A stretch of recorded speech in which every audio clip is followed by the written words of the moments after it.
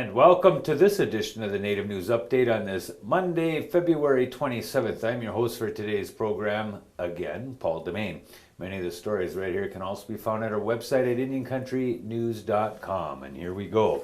A memorial totem pole in honor of John T. Williams was raised at the Seattle Center February 26th as a symbol of justice and community. A procession of hundreds of community members carried the totem pole from Pier 57 to the Seattle Center, where it will be gifted to the city of Seattle. John Williams was shot by Seattle police officer I.M. Burke in 2010. He had just crossed the street while holding a knife and a block of wood when Burke ordered him to drop the knife, then shot him to death. The killing outraged many who saw it as an unnecessary use of force. Burke later resigned. Williams' brother, Rick Williams, and others carved the totem pole to honor the 50-year-old Native American and First Nations traditions. The Pawnee Indians' destruction of a Spanish expedition to Nebraska in the 19th century Indian Catholicism are subjects of the winter issue of Great Plains Quarterly. The academic journal is published by the Center for Great Plains Studies at the University of Nebraska-Lincoln. In the latest edition, researchers write about the late 19th century Indian Catholicism on the Rosebud Reservation, the depopulation of Gove County, Kansas, and the Pawnee destruction of the 1720 Vilasar expedition to Nebraska. Christopher Stenke, a doctoral candidate in history at the University of New Mexico, discusses the history and the interaction of the Pawnee with the French and Spanish on the 18th century plains. Stenke probes into the defeated Spanish expedition to the banks of the Platte and Loup Rivers in present-day Nebraska.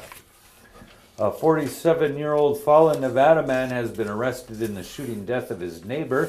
Churchill County Sheriff's deputies say John Silvey allegedly shot 41-year-old Michael Caudell multiple times during a dispute February 23rd at their home on the Fallon Paiute Shoshone Reservation. KRNV-TV reports that Caudell was flown by Care Flight helicopter to Reno Regional Medical Center, where he passed away. Sheriff Ben Trotter says Silvey was booked into county jail February 24th on suspicion of murder. He's being held in lieu of a $1 million bail bond. Investigators says the two had been neighbors for at least 2 years. Authorities in northern Minnesota were still searching for a man who escaped from their custody, then led authorities on a high-speed chase through the Red Lake Ojibwe Reservation. The Beltrami County Sheriff's Office's 21-year-old Jason Lee King of Redby was being held on armed robbery charges and escaped from his shackles while being escorted from jail to a medical appointment last week. Authorities says they tracked King with one shoe on and one shoe off to a house where it appeared he took a red pickup truck.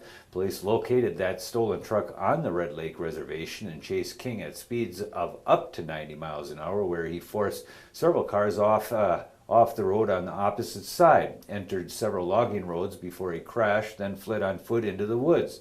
Authorities from Red Lake, Koochiching County, Clearwater County, the Minnesota State Patrol, FBI, and U.S. Border Patrol were assisting in the search for him over the weekend. Officials said King was serving time for armed robbery and should be considered armed and dangerous.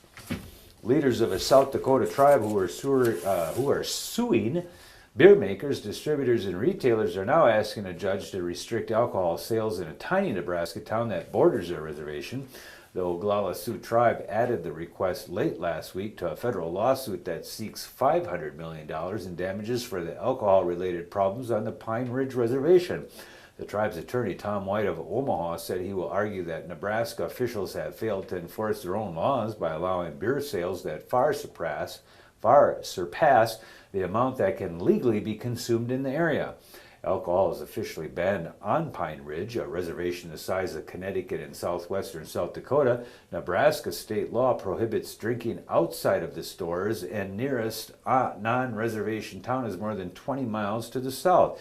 Yet the 4 beer retailers in Whiteclay, which has fewer than a dozen residents, sold the equivalent of nearly 5 million cans in the year 2010. Nothing has been easy about Charlotte L. Manza's work as the owner of Char's Cafe. A few months ago, a fire forced her Peaver-based business out of its building.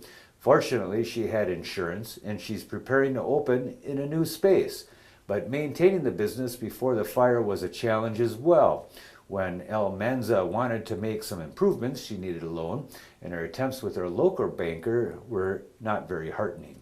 It wasn't much money I needed, said El Manza, who belongs to the Sisseton-Wahpeton-Oyate tribe in northeastern South Dakota. She was only asking for $5,000. But El Manza, who lives just outside the border of the reservation for the Sisseton-Wahpeton-Oyate, found another source. She took out a loan from a Native Community Development Financial Institution, a CDFI, called the Four Bands Community Fund, and her business was back on track. The South Dakota Indian Business Alliance has recently produced an expansive report chronicling some problems and solutions encountered by Native American entrepreneurs on the reservation. We noticed the mainstream business development programs, especially the mainstream federal programs, we just kept seeing a trend that there was little or no activity on the 9 reservations, says Tanya Fiddler, the SDIBA chair. Fiddler is also the executive director of Four Bands Community Fund, a nonprofit funded especially to assist entrepreneurs of the Cheyenne River Sioux Reservation. And that's going to be another roundup of news from Indian Country on this edition of the Native News Update. We want to thank you for joining with us and come back again soon.